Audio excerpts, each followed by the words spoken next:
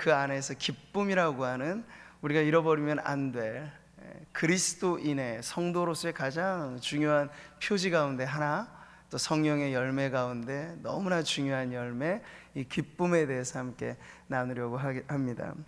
자, 우리가 살아가는 세상은 그런데 기뻐할 일이 많습니까? 많지 않으신가요?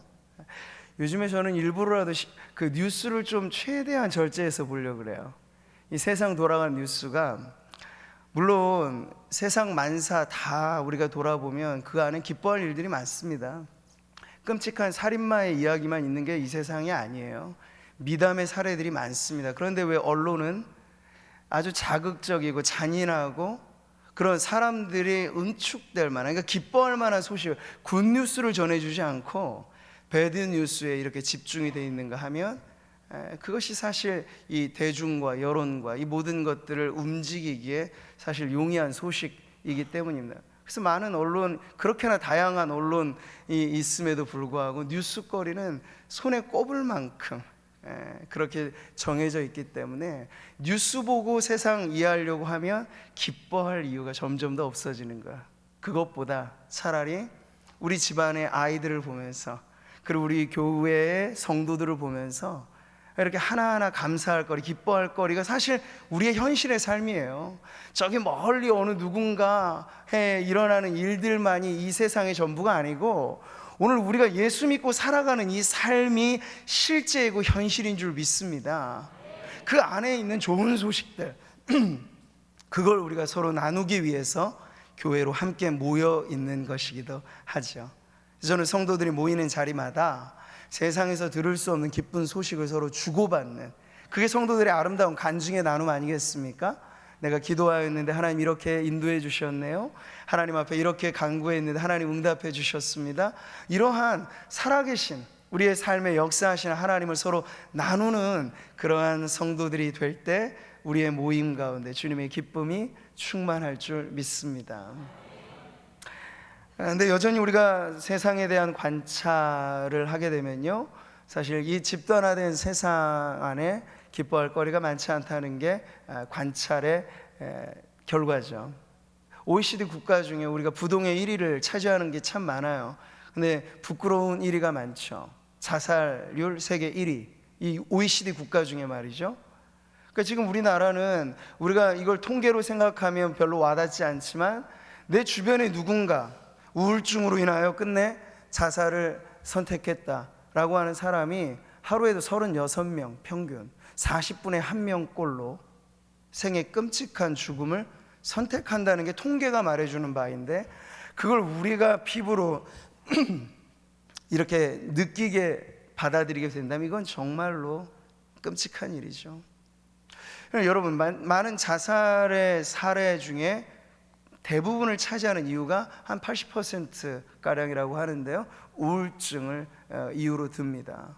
그러니까 처음에는 이 세상 사는데 뭔가 처음에 우울증의 증상이라고 하는 건 권태와 때로는 부정적인 생각들, 그래서 한두 번씩 내가 이러면 안 되는데 하는데 죽고 싶다 하는 생각이 이렇게 언뜻 찾아오는 거죠. 그런데 그것이 점점 강도가 세지면 너 죽어라, 죽어야 된다, 죽지 않으면 더 이상 안 되는 궁지로 몰아가서 끝끝내 수만 번의 생각과 모의의 연습과 그러면서 마지막 결정을 하기까지. 그러니까 여러분, 이렇게 생을 마감하는 인생이 얼마나 비참하고 얼마나 안타깝고 얼마나 불쌍한 인생들이겠습니까? 이게 단순히 교회 밖에만의 이야기일까요? 그렇지 않다는 걸 우리가 알기 때문에 우리는 이 우울이라고 하는 집단화된 우울 사회, 이 사회 자체가 우울해지잖아요. 뉴스거리들은 우리를 침울하게 만듭니다. 근데 그런 속에서 어떻게 하면 이 병적인 사회적인 우울증에서 벗어나고 개인이 우울의 우물에서 좀 벗어날 수 있을까 하는 것이 지금 신앙의 실제적인 도전의 질문, 문제라고도 할 수 있겠습니다.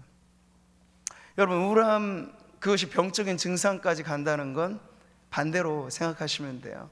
참된 기쁨을 잃어버리기 때문에 이 공허한 마음에 방황하고 영혼이 병들고 그러면서 점점 더 이 질병이 깊어간다고 볼 수 있죠. 근데 우울증만 아닙니다. 조울증도 마찬가지죠. 감정이라고 하는 게 롤러코스터를 타는 게 조울증이에요. 기쁘다가도 슬프다가도 천국에 올라가는 것 같은데 지옥에 떨어지는 것 같고, 이게 좀처럼 제어할 수 없는 감정의 기복 상태, 이것이 결국 이 병적인 증상으로 깊어질 때 끔찍한 결과가 일어나게 된다는 거죠. 여러분, 하나님께서 설계하신, 계획하신 세상이 처음부터 이랬던 건 아닙니다. 인간을 지으셨을 때 우울증이라고 하는 이런 슬픔의 질병이 우리에게 자연스러운 결과가 아니었습니다. 이 모든 건 신라권의 그 뒤따르는 결과죠. 에덴, 기쁨의 동산이잖아요. 근데 죄를 짓고는 머무를 수 없어서 추방당합니다. 신라권의 역사가 거기서 시작되는 거죠. 왜 신라권입니까? 기쁨을 잃어버렸기 때문에. 원초적인 기쁨, 하나님으로 인한 즐거움, 하나님이 지으신 이 세상 안에서 오락거리나 말초적인 어떤 그러한 쾌락에 의해서가 아니라 하나님으로 인하여 향유할 수 있는 즐거움, 이 모든 순수한 기쁨들을 잃어버린 것이 바로 신라권의 상태라고 할 수 있겠어요. 근데 이 기쁨의 원초적인 기쁨을 잃어버리고 사람은 가만히 있을까요? 그렇지 않아요. 자구책을 만들어내죠. 그래서 아담 이후 태어난 가인의 후계를 우리가 보게 되면 가인의 계보 중에 세상의 모든 문화가 태어나게 되는 것을 알 수 있습니다. 건축과 그리고 목축, 제조, 음악을 비롯한 예술 분야가 다 가인의 후예로부터 사실 발달을 하였습니다. 이게 말해주는 바는 기쁨의 원천은 잃어버렸지만 모사품이라도, 모조품이라도 얻고자 하는 인간의 몸부림이 이 모든 것들을 사실 만들어냈는데, 그것이 진정한 해답을 줄 수 없다는 것이 인간의 역사가 보여준 바이기도 하죠. 지금까지 보세요. 예술과 학문, 문화, 모든 것이 발전을 거듭해 왔습니다. 문화 진화론자들의 입장으로 말하자면 인간은 거의 신의 지경에 경지에 이르러야 될 텐데, 정말 그렇습니까? 아니죠. 때로는 짐승만도 못하다 할 만한 인간들이 등장을 하잖아요. 그런 모습들을 보면서 우리는 집단적으로 우울해집니다. 이 모든 것이 반복되는 까닭은 인간이 만들어낸 이 모든 자구책이 진정한 기쁨을 우리들에게 선사해 주지 못한다라는 것을 보여주는 거죠. 자, 여기에 교회는 무언가 대안이 되고 해답을 주어야 하는데, 우리가 가지고 있는 신앙이 때로 성경적인 신앙과 등가의 개념으로 딱 정립이 되면 좋은데, 그것이 문화화된 코드로 성경적인 신앙과 문화가 이렇게 뒤죽박죽 섞이게 되면요, 우리는 성경이 말해주지 않는 엄숙주의를 참된 신앙으로 생각할 수도 있어요. 엄숙주의라는 것이 무엇입니까? 근엄함을 지키는 거예요. 근데 근엄한 것은 하나의 인간의 품위일 수는 있겠습니다만, 근엄함 자체가 신앙은 아닌 것이죠. 신앙의 양태 안에 경건함이 있을 수 있고, 신앙의 표현 안에 근엄함이 있을 수 있지만, 그것이 이퀄 신앙이다라고 말할 수는 없다는 이야기예요. 그러니까 역사상 청교도주의가 잘못 오해됐을 때 사람들은 청교도주의하면 뭔가 절제하고 안 하고 못하고, 이거 하면 다 주홍 글씨처럼 말이죠, 그렇게 낙인을 찍어버리는 것이 청교도주의라고 잘못 오해를 하였어요. 근데 그것은 역사상 진정한 청교도 운동의 핵심이 아니죠. 우리 신앙의 선배들로서 청교도들이라고 불렸던 그분들이야말로 진정 예수 믿고 하나님을 추구하는 삶에 참된 기쁨을 추구했던 사람들이라고 말할 수 있겠어요. 그래서 세상에 말초적인 즐거움이 그것을 줄 수 없기 때문에 그것을 안 했을 뿐이지, 그걸 안 하는 것이 신앙이라고 이야기한 것은 아니란 말이에요. 그런데 나중에 알맹이는 없어지고 형식만 오게 되니까 한국 사회에서 청교도주의 하면은 근엄하게 뭔가를 안 하고 저거 하면 정죄하고 단죄하고 이런 것으로 생각하게 되어진 것이죠. 여러분, 참된 신앙은 기쁨을 잃어버린 세상에 답을 주는 신앙이 되어야 할 줄 믿습니다. 자, 그런 점에서 오늘 말씀은요, 우리들에게 예수님의 하나의 초상을 보여줍니다. 예수님의 모습. 우리가 익히 알고 있는 예수님, 여러분이 상상 속에 그리는 예수님의 모습은 아마도 짐작컨대 옛 선지자가 예언한 그 예언에 맞는 어떤 그림을 그리실 거예요. 그는 실로 질고를 지고, 우리의 질고를 지고 우리의 슬픔을 당하였거늘. 맞습니다. 고난받는 메시아가 예수님의 특징적인 모습이죠. 그런데 제가 묻고 싶은 건 이거예요. 성경에 나오는 예수님의 모습이 슬픔뿐인가, 근심뿐인가, 어울린 낯빛으로 이 세상에 어떤 모든 질고를 짊어지기만 한 그러한 고난받는 메시아가 예수님의 진짜 전체의 모습일까 하면, 성경은 또 다른 각도에서 우리가 전혀 예상하지 못한 예수님의 모습을 보여준다는 거예요. 그러니까 성경대로 예수님을 믿는다는 건 내가 믿고 싶은 각도에서만 예수님을 계속 보는 것이 아니고, 예를 들어 우리가 왜 개신교 안에서 예배당 안에 십자가를 달지 않는가? 거긴 다 신학이 있어요.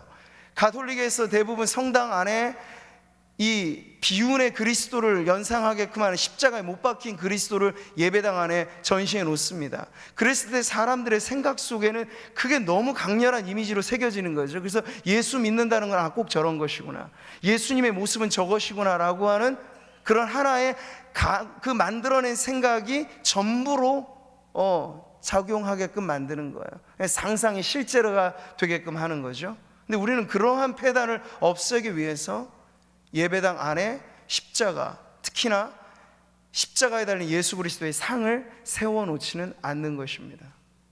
자, 그렇다면 이런 부분보다 성경이 다른 각도에서 보여주는 예수님의 모습, 말하자면 비운의 그리스도만이 아니라 기쁨의 그리스도가 과연 있을까요?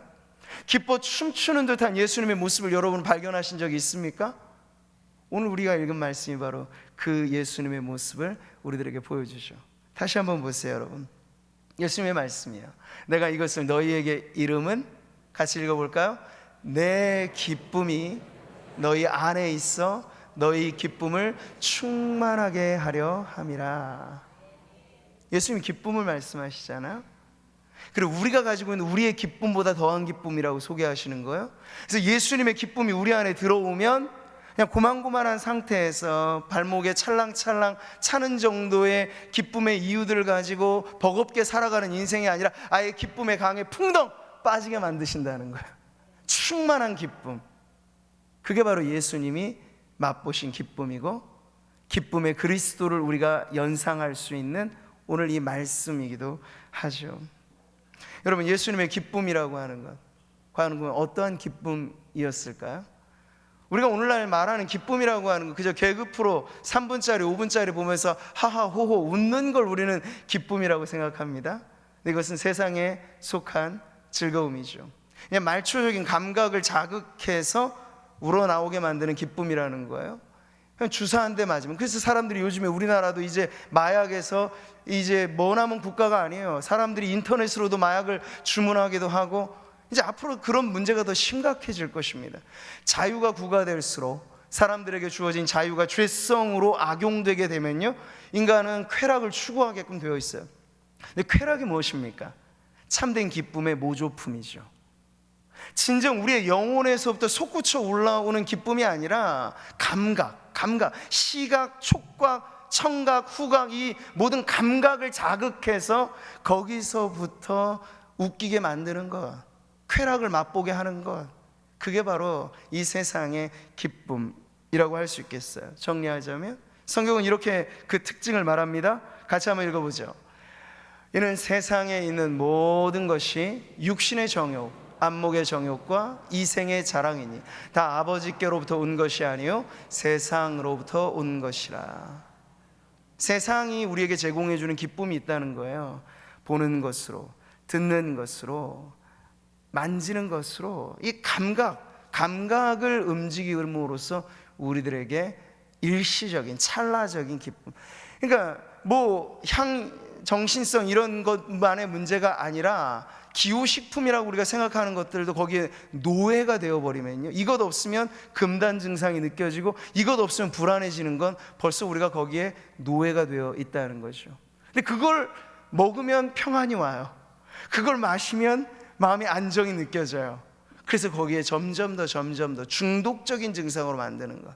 이 세상이 제공하는 기쁨의 특징은 결국 그 끝이 우리 몸이 망가지고 정신이 망가지는 것 상관하지 않고 그 단순간의 기쁨, 단순간의 즐거움, 그 찰나의 쾌락, 그것을 붙잡는 쪽으로 우리를 계속 이끌어가는 것이 세상이 주는 기쁨의 특징입니다. 근데 우리는 오늘 예수님께서 말씀하신 기쁨이 이것과는 다른, 전혀 상반된 특징으로 우리들에게 기쁨이 온다고 하는 점에 있어서 과연 그리스도인으로서 우리가 예수님, 기쁨의 그리스도를 바라보면서 그 충만한 기쁨 안에 우리가 어떻게 동참하게 될 것인가를 질문할 때, 성경은 그래서 우리에게 너무나 뚜렷한 방향을 제시해 주는 거예요. 오늘 오전에도 우리는 구원의 서정으로서 칭의, 성화, 영화, 이게 우리의 변화인데요, 그 변화를 오늘 말씀에 대입해서 보자면 점점 더 기쁨이 차오르는 삶으로 나아가게 된다는 것이죠. 여러분이 꿈꾸고 소망하는 천국은 어떤 나라입니까? 금으로 도배된 나라인가요? 천국을 금으로 비유하는 까닭은 이 세상 가장 귀한 금 쪼가리도 발바닥에 밟고 지나가는 길가에 흔한 것 정도가 천국이라는 걸 보여주기 위함이지, 여기서 귀한 금이 거기서도 귀할 것이라고 얘기하는 것이 아닙니다. 오히려 천국이 천국다운 것은요, 이 세상에 귀하게 여겼던 것들이 아니라 진정 우리가 귀하게 여겨 마땅할 그분은 하늘에 해가 따로 필요 없어요. 왜냐하면 예수님께서 우리의 해 같은 분으로 비춰주실 것이기 때문에, 오직 성삼위 하나님 그분 안에서 우리가 참된 만족과 기쁨과 평강을 누리게 되는 나라가 바로 우리가 바람하지 않는 우리의 구원의 마지막 종착점 천국이 되는 줄 믿습니다. 천국을 말하자면 기쁨의 나라예요. 온전한 기쁨의 나라. 지금은 울 날도 있고 얼굴 찌푸릴 일들도 있고, 그러나 여러분, 천국을 여러분 상상하신다면, 성경이 우리에게 가르쳐준 천국을 우리가 조금이라도 머릿속에 상상한다면 거기선 얼굴 찌푸린 일이 없을 겁니다. 얼굴 찌푸릴 일이 또 한 번 생긴다면 그것은 지옥에 근접하게 되는 또 다른 변형일 텐데, 이제 완성될 하나님의 나라에는 그런 일들이 없을 거라는 거죠. 우리가 영화롭게 된다는 건 더 이상 죄의 영향 아래 놓여있지 않고 온전한 은혜 아래 우리가 잠겨지고, 성령께서 우리 안에 역사하신 그 흔적들로 열매 맺는 기쁨, 희락, 평강, 그 모든 아름다운 열매들로 가득한 성품을 가지고 서로가 서로를 대할 것이기 때문에 원수된 지간이 없을 것이고, 서로로 인한 상처받는 일들이 없을 것이고, 당신의 기쁨이 나의 기쁨과 만나서 배가 되는 기쁨으로 영원히 즐거워할 곳이 바로 하나님의 나라인 줄 믿습니다. 천국은 기쁨의 나라입니다. 그러니까 우리가 이 땅을 천국과 같이 사랑한다는 건 앞당겨서 그 기쁨을 맛보는 삶이라고 믿습니다. 오늘 우리는 주님이 말씀하신 그 기쁨에 동참하는 것이야말로 참된 신앙의 매우 중요한 특징이 된다는 걸 다시 한번 강조했으면 좋겠습니다. 기쁨은 그리스도인의 영적인 표지이고요, 기쁨은 성령 충만한 성도들의 숨길 수 없는 특징입니다. 자, 성령의 열매를 말씀하잖아요. 같이 한번 읽어보죠. 오직 성령의 열매는 사랑과 희락과 화평과 오래 참음과 자비와 양성과 충성. 또 있죠. 또 있는데 오늘 여기까지만 보는 거예요. 성령의 열매가 사랑이래요. 그 다음에 뒤따르는 것이 희락, 기쁨이라고 지금 소개해주고 있죠.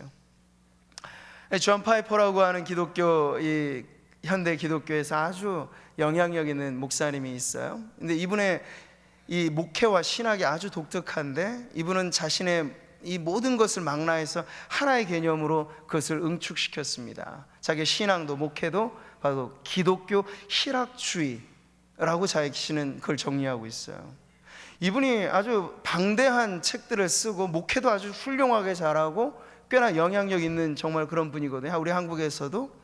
그런데 이분의 신학을 자신은 하나로 정리할 때 자신은 기독교 희락주의자다. 근데 여러분, 이 희락이라고 하는 말이 영어로 말하면 쾌락이라고 하는 말과 같아요. 근데 좀 순화된 표현으로 희락이라고 이야기를 하는 건데, 여기에 특징이 있죠. 세상의 쾌락이 아니라 기독교 신앙 안에 누리게 되는 희락을 자신은 가장 중요한 목회로, 가장 중요한 신학으로 여기고 있다는 거예요. 이렇게 말하더군요.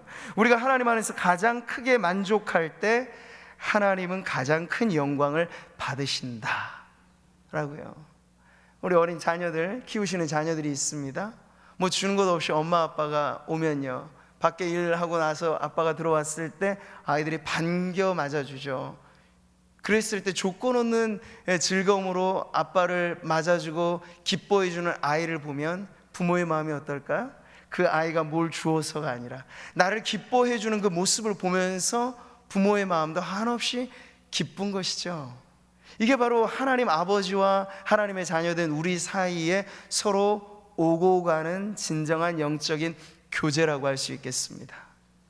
무언가의 조건이 끼어 있어서가 아니라 우리가 이제 하나님의 구원받은 백성으로서 하나님을 바라보니 그저 주님의 이름을 부르는 것만으로도, 주님의 말씀을 마음에 새겨 넣는 것만으로도 한없는 기쁨이 밀려오는 거예요. 네. 주님의 그 모습을 우리가 말씀으로 상상하고, 주님이 과연 어떤 분이셨을까? 말씀을 통해서 묵상하는 것만으로도 기쁨이 차오를 때 하나님은 이런 우리를 보면서 크게 기뻐하고 기뻐하신다는 거죠.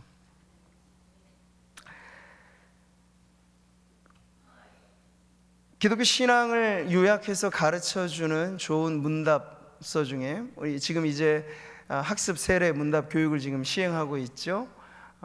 점점 더 이런 부분들을 중요하게 사실은 다룰 것입니다.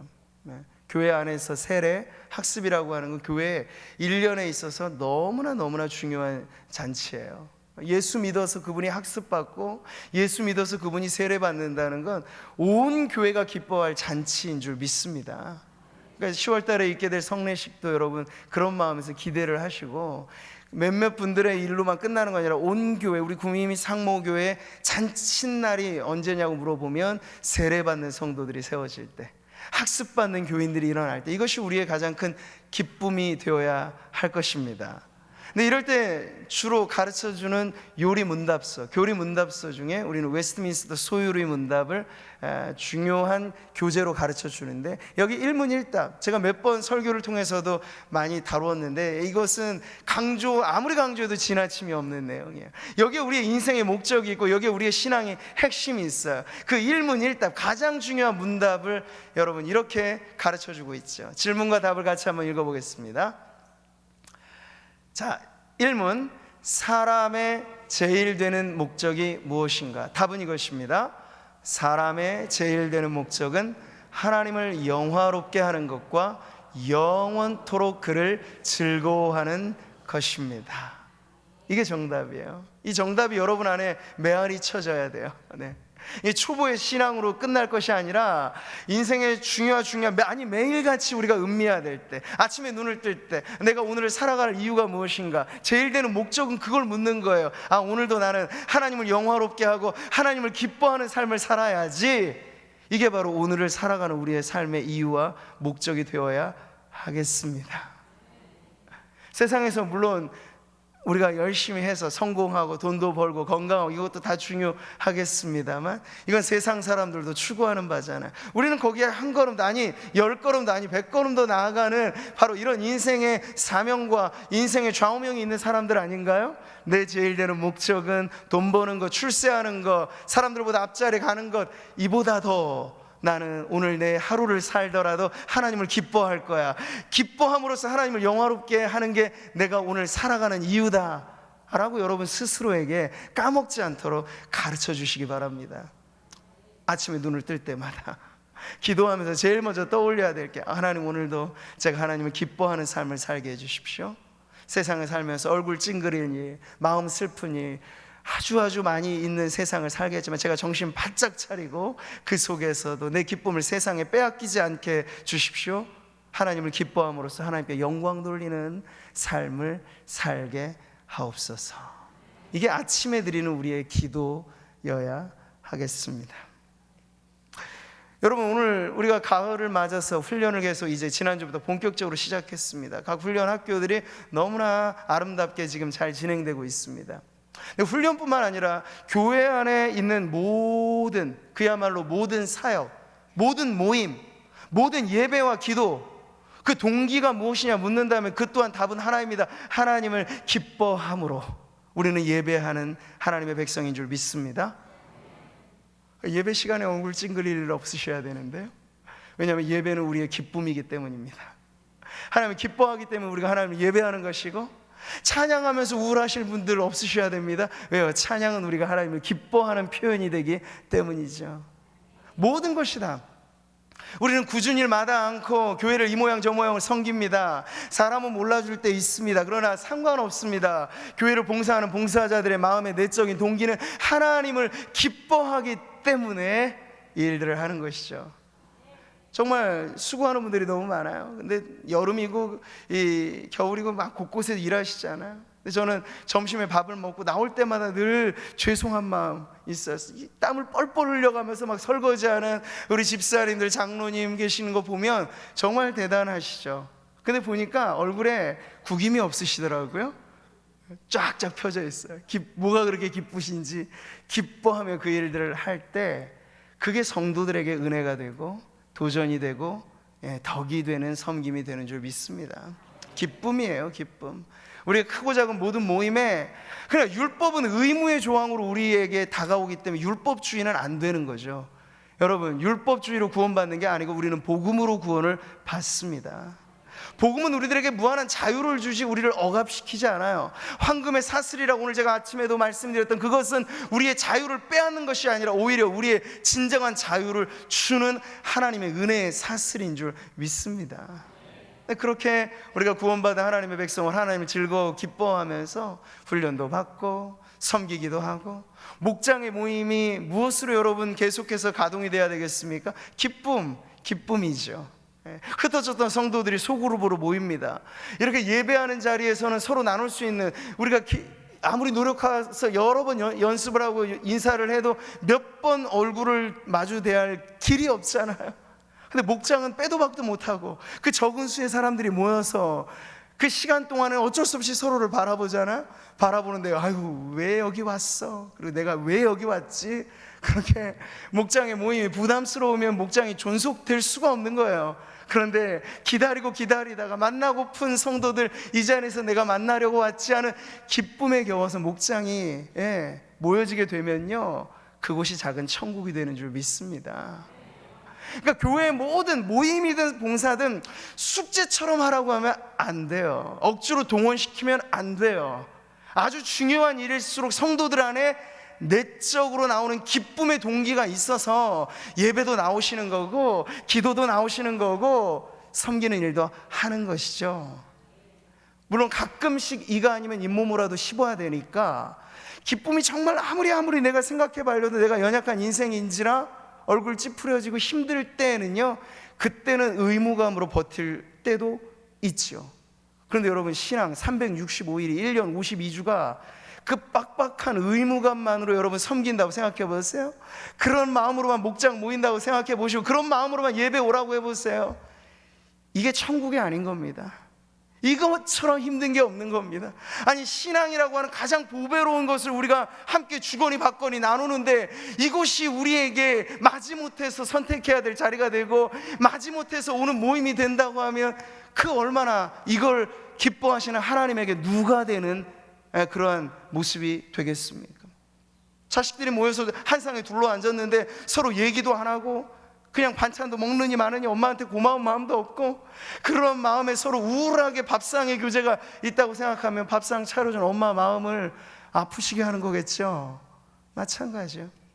하나님이 우리에게 예배라고 하는 은혜의 밥상을 차려주신 거, 이 진귀한 찬양이 있고 말씀이 있고 기도가 있고 헌신이 있고 섬김이 있는 이 모든 것이 우리에게 차려주신 은혜의 밥상과 같은 하나님의 은혜 덩어리죠. 근데 여기에 한 상에 둘러앉아 모인 성도들 안에 나눔의 기쁨이 있으셔야 되잖아요. 하나님과의 사귐의 기쁨이 있으시고, 그러니까 예배와 이 모든 것에 여러분 스스로의 영혼을 점검하는 가장 중요한 기준으로서 오늘 말씀을 여러분 꼭 가슴에 새겨 놓으시기 바랍니다. 기쁨이에요. 우리가 예배하는 이유도 하나님을 기뻐하기 때문에, 봉사하는 이유도 기뻐하기 때문에. 직분을 맡으셨습니까? 직분이라고 하는 것 자체가 우리에게 다른 유별난 게 아니에요. 하나님을 기쁨으로 섬기기 위해 확보된 섬김의 자리로서 우리들에게는 의미가 있는 것이죠. 이 모든 것이 우리에게 기쁨의 원천이 되고 기쁨의 이유가 되고 기쁨으로 섬기게 될 때 누가 이것을 통해서 영광을 받으신다고요? 우리 하나님께서 이로 인하여 영광을 받으시는 줄 믿습니다. 예수님께서 요한복음 15장 11절에 말씀을 주셨는데, 우리가 잘 알잖아요. 요한복음 15장은 전체로서 열매에 관한 포도나무 비유에 대한 말씀으로 시작돼서 예수님 말씀하시죠. 너희가 많은 열매를 맺으면 이로써 아버지께서 더 영광을 받으신다. 그러면서 오늘 하시는 말씀이에요. 우리가 하나님을 기뻐할 때 하나님은 최고로 영광을 받으신다 하는 사실을 여러분 잊지 마시기 바랍니다. 그러므로 우리가 오늘 이제 이 오후의 예배를 마치고 또 내일로부터 한 주간의 삶을 시작하면서, 세상은 제가 예견하건대 이번 한 주간에도 뉴스거리는 그리 좋을 게 별로 없을 걸로 예상됩니다. 네, 아마 그럴 거예요. 이 주가 지나도 아마 그럴 거예요. 아니, 내년이면 다 좋을까요? 세상의 뉴스는 거기서 거길 것입니다. 근데 우리는 세상의 소식에 기웃거리고 이리 기쁘고 저리 슬프고 하는 요동치는 인생이 아니라, 바람에 흩날리는 겨와 같은 인생이 아니라 원천이 아주 분명한 시냇가에 심긴 나무들이잖아요.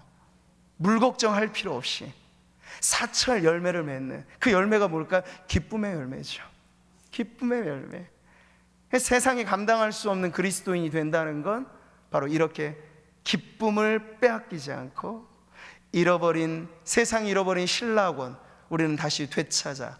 그래서 밀턴이 신락원만 쓴 게 아니라 복락원을 썼습니다. 다시 회복하는 낙원. 그게 어디서 회복이 됐을까? 그리스도 안에서 우리는 참된 기쁨을 다시 맛보게 되는 것이죠. 성도들이 누려야 될 기쁨은 예수 중심의 기쁨입니다. 그리스도를 중심으로 하여 누리는 기쁨이에요. 말씀하시죠. 주 안에서 항상 기뻐하라. 내가 다시 말하노니 기뻐하라. 네. 기쁨은 주 안에 넘쳐나는 샘물과 같은 것이에요. 근데 주님 안에서 우리가 누리려고 못할 때 세상에서 그걸 끌어오려고 하니까 이게 돈을 써도 안 되는 거고요, 취미거리를 늘려도 안 되는 거고요. 진정한 기쁨의 원천은 그리스도인데, 그리스도 안에 우리가 거하면, 바울이 지금 이 편지를 옥중에서 썼다는 사실을 잊지 마세요.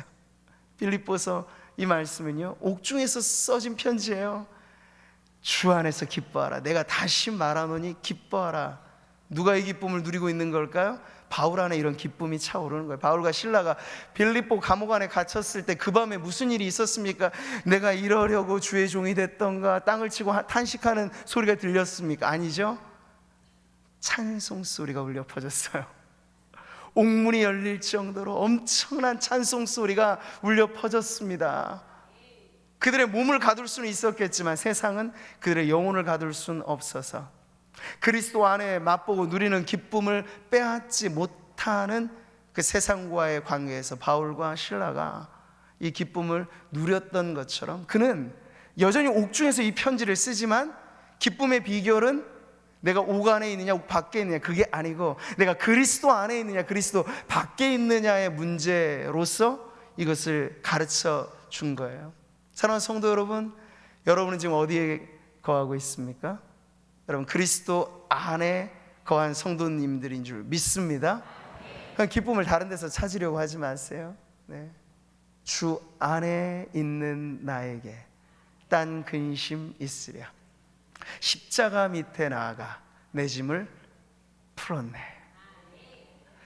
주님을 찬송하면서 할렐루야 할렐루야. 내 앞길 멀고 험해도 나 주님만 따라가리.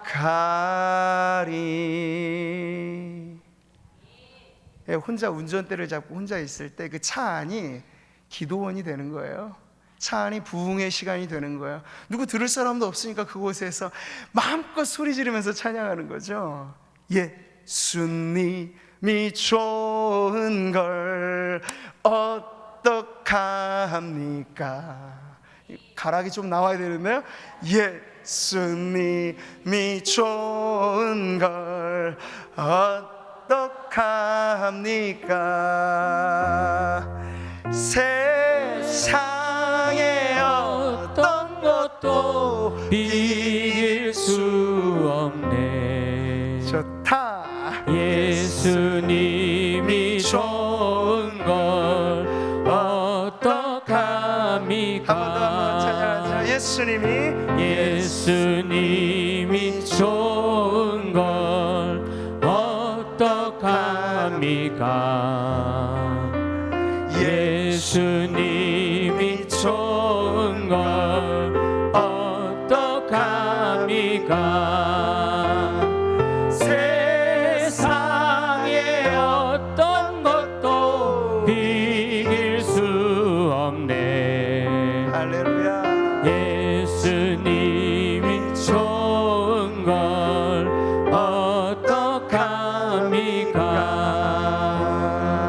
아멘.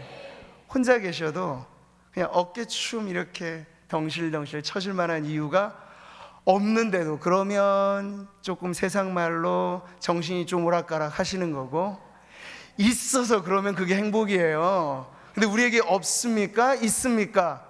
있지요. 네. 주님 생각하면 밤에도 기쁘고, 주님 생각하면 낮에도 기쁘고, 주님 생각하면 바쁜 일 중에도 기쁘고, 주님 생각하면 조금 우리에게 뭔가 없어도 에이 까짓거 주님이 내 안에 계신데 기쁘고, 네. 주님 안에 있으면 기쁨이 사라지지 않는 거예요. 세상이 이것을 알까요? 알 길이 없죠. 성도의 남다름은 바로 여기에 있는 것이에요. 예수 믿어 출세했다는 간증도 좋죠. 예수 믿어 좋아지게 됐다는 간증도 나쁘지 않아요. 그러나 내가 예수님을 믿어서 고난과 역경 속에서도 나는 기쁩니다. 이건 더 대단한 간증 아닙니까? 왜냐하면 세상이 못 따라오죠. 조건을 훌쩍 뛰어넘는 것이니까.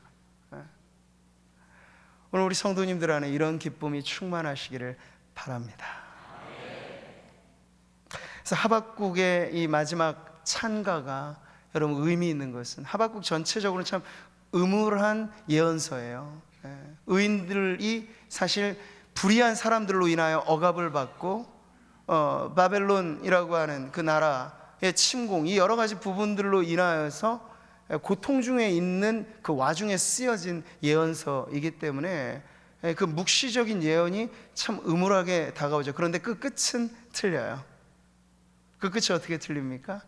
없고 없어도 내게 하나님이 계시면 난 여호와로 인하여 기쁘도다.